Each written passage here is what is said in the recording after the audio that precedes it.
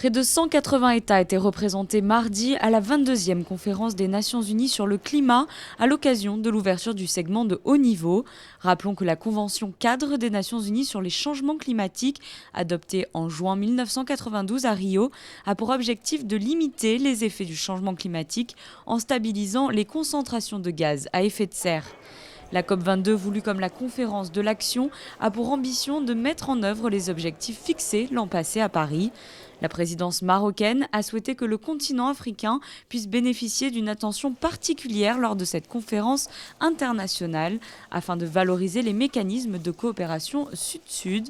L'accès au financement est également une préoccupation majeure. Le plus frappant, c'est la mobilisation générale de tous les acteurs non étatiques, de toutes les forces vives mondiales qui se sont rassemblées à Marrakech.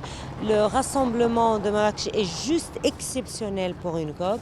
Et ceci, s'il veut dire quelque chose, il témoigne tout simplement de l'urgence et de la prise de conscience mondiale par rapport à cette urgence.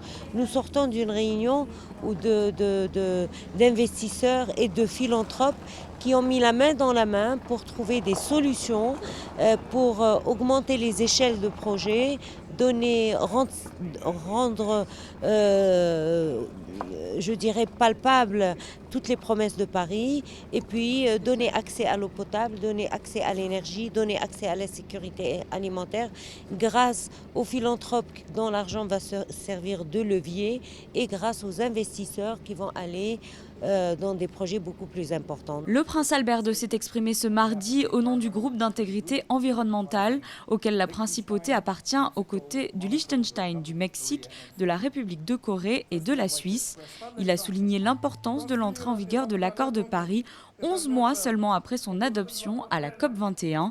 La principauté était le 100e pays à ratifier cet accord en octobre dernier. La COP22, ce qui est important, c'est qu'elle est vraiment le prolongement de cet accord de Paris et qu'elle doit se faire dans le même esprit créatif et vraiment sur une lignée qui est vraiment lancée. Tout le monde y croit, tout le monde veut y croire et tout le monde s'active à aller dans le même sens. Alors la COP22, c'est quoi ? C'est surtout la COP de l'action, c'est la COP de l'innovation et c'est la COP du partage des solutions.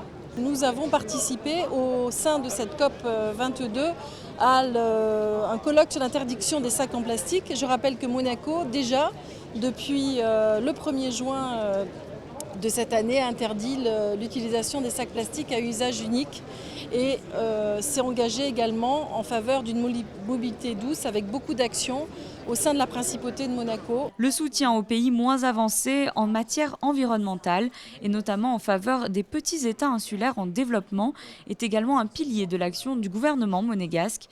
Ces États sont les premiers impactés par les effets du réchauffement climatique. Cette conférence est le moyen pour eux de faire entendre leur voix auprès des plus grandes nations.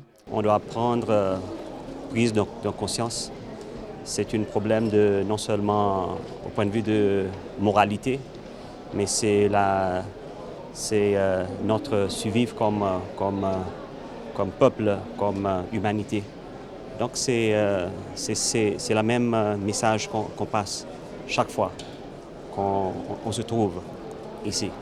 Lors de cette session de haut niveau, de nombreux chefs d'État ont rappelé la nécessité de mettre en œuvre rapidement l'accord de Paris et à respecter les engagements qui ont été pris depuis la COP21.